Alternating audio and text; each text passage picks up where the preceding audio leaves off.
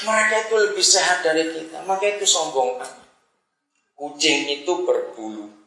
Ya kalau nggak berbulu, gila. Kucing nggak berbulu, gila nih gitu. Kalau kucing nggak berbulu bisa bayangkan, pelontos nih. Mereka itu berbulu, tidak mandi dan tidak pakai minyak wangi, nggak bau. Ya atau tidak? Nggak usah nyium, percayalah pokoknya dia nggak bau sudah.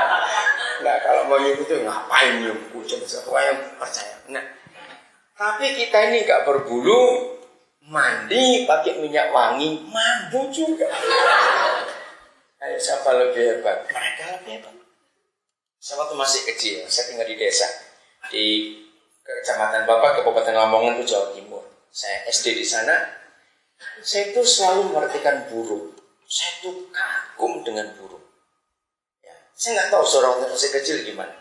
Jadi kalau pas mereka terbang mau buat sarang, itu hebat sekali. Saya tuh nunggoni. Soalnya yang nggak punya waktu nunggoni, percayalah. Ya, percaya saya karena saya sudah melihat itu. Saya nunggu. Jadi waktu burung ini terbang pertama kali membawa ranting atau daun kering yang pertama. Bisa bayangkan ya, kalau kita manusia itu fondasinya.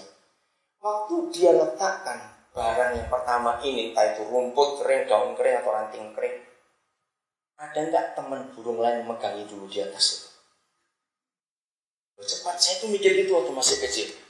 Ayo, walaupun saudara nggak pernah neliti, tapi saya tak tahu jawabannya. Ada nggak teman burung titip dipegangin dulu ya, supaya nggak jatuh, nanti aku balik lagi. Ada tidak? Coba jawab. Itu yang saya nggak ada. Berarti mereka harus berkali-kali. Jadi, apa itu barang itu betul tidak? Tekonya berkali-kali. Nah, setelah saya belajar kitab suci, saya itu merenung begini dari Tuhan Yesus. Dia berkata dalam Matius 6, belajarlah kamu dari burung-burung itu. Salah satu, dengar ya, yang ingin kawin dengar, belajar dari burung-burung.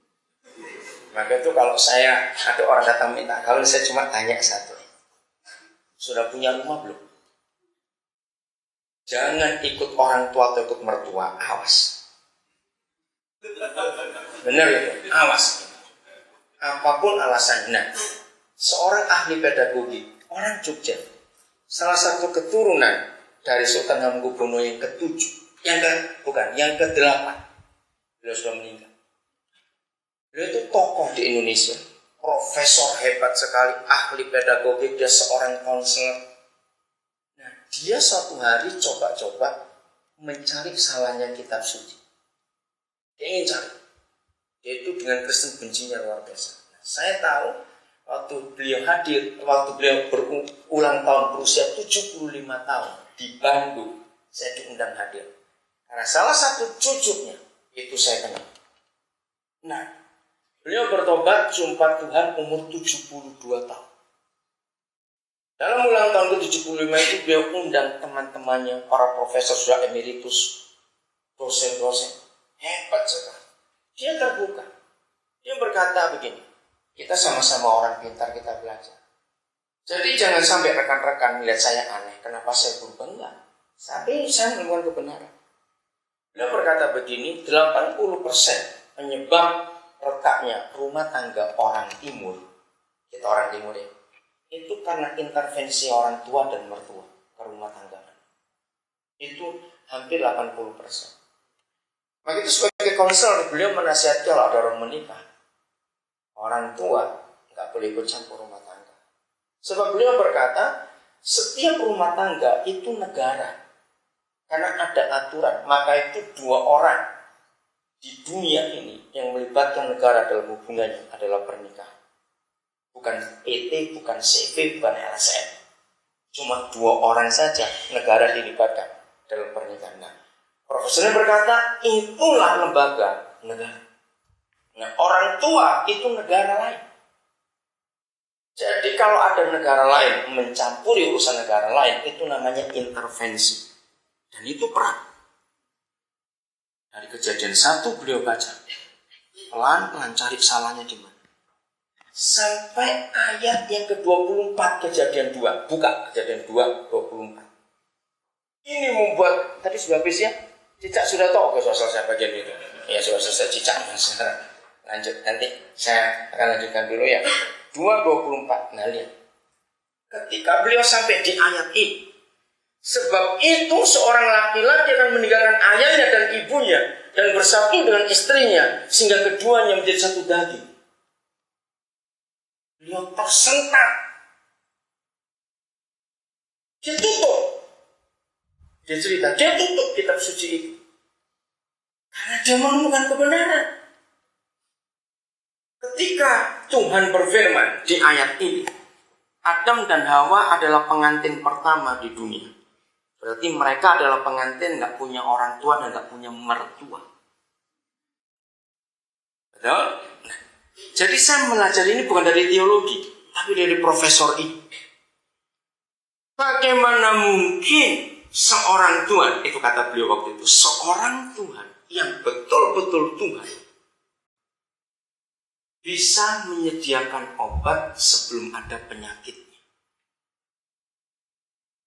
Coba renungkan. Perusahaan farmasi sehebat apapun di dunia, Novartis contohnya, House contohnya, Bayer atau apa saja.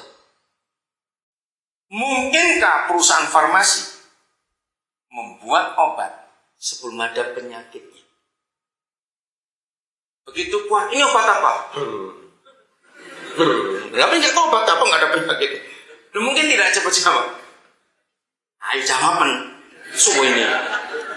Kenapa nggak mungkin ada perusahaan farmasi buat obat nggak tahu penyakit apa? Ya nggak bisa untuk obat apa itu. Tapi profesor ini berkata, kalau dia bukan Tuhan, tidak mungkin bisa berfirman seperti ini karena penyakitnya belum ada di dunia.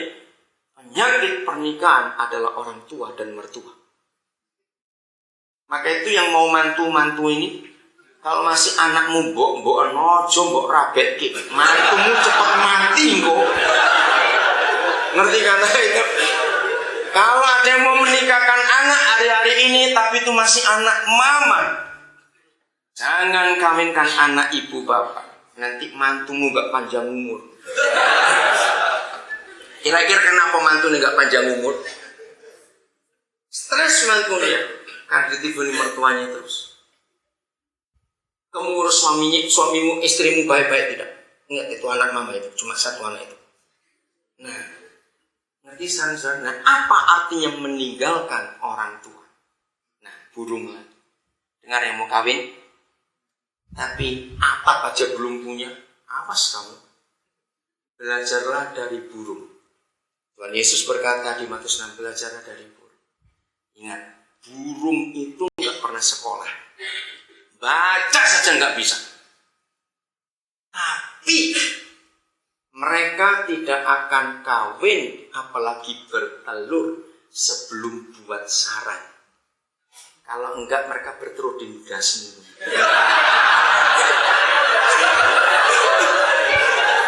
Betul tidak? Loh, kalau enggak bertelur di mana? Maka yang mau kawin gak mikir tempat tinggal, awas kamu. Lu betul gak cepat jawab itu? Burung itu luar biasa. Nah itu ayat nih. Jadi saya tuh kagum dengan mereka. Mereka harus buat sarang dulu, baru kawin, baru bertelur. Hebat. Nah, terus saya begini dan penelitian saya waktu masih kecil, saya tuh sempat iri hati pada burung, betul-betul iri hati. Tapi iri hati positif begini. Ayo jawab, susah atau gampang buat sarang burung? Bukan sarang burung, beda loh, sarang burung tenanan itu. Ayo, susah atau gampang? Jawab cepat. Susah, oke. Mau coba? Siang ini gak usah kerja. Mandi, suruh gak usah kerja semua. Ayo ngikat tangan semua di belakang dua-dua. Pakai mulut kita cari daun-daun kering buat sarang burung. Ayo bisa nggak? Cepet jajalan. Coba bisa tidak? Nggak akan bisa. Nggak akan bisa. Nah itu. Walaupun jelek. Ya enggak? Di antara sarang burung saya paling kagum. Sayang sarang sudah nggak ada. Maka itu dibedili kabeh. Orang ajar kok yang punya senapan angin itu. Kenapa nggak bedil bayi dewe itu? Untuk tetes desa. Kok manuk dibedili? Kurang ajar betul itu. Oke. Saudara, di antara semua sarang burung yang paling suka itu burung manyar. Pernah tahu nggak burung manyar?